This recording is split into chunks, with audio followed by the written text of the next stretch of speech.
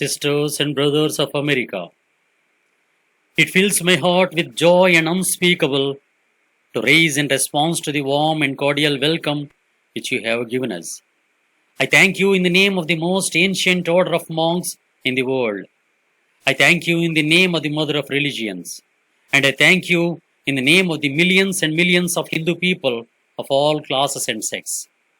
My thanks also to some of the speakers on this platform who, referring to the delegates from the Orient, have told you that these men from far off nations may well claim the honor of bearing to different lands the idea of toleration.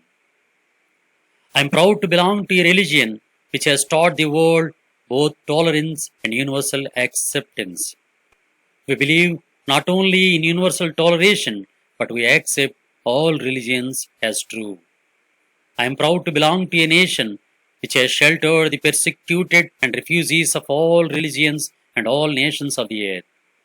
I am proud to tell you that we have gathered in our bosom the purest remnant of the Israelites who came to the southern India and took refuge with us in the very year in which their holy temple was shattered to pieces by Roman tyranny.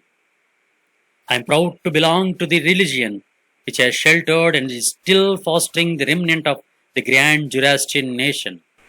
I will quote to you, brethren, a few lines from a hymn, which I remember to have repeated from my earliest boyhood, which is every day repeated by millions of human beings. As the different streams having their sources in different places, all mingle their water in the sea. So, O Lord, the different paths which men take through different tendencies, various though they appear, crooked or straight, all lead to Thee. The present convention, which is one of the most august assemblies ever held, is in itself a vindication, a declaration to the world of the wonderful doctrine preached in the Gita. Whosoever comes to me, through whatsoever form, I reach him. All men are struggling through paths which in the end leads to me.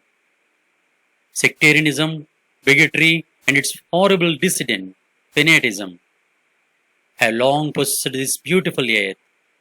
They have filled the earth with violence, drenched it often and often with human blood, destroyed civilization, and sent whole nations to despair.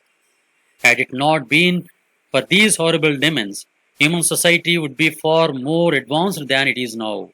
But that time is come, and I fervently hope that the bell that tolled this morning in honor of this convention may be the death knell of all fanaticism, of all persecutions with the sword or with the pen, and of all uncharitable feelings between persons wending their way to the same goal.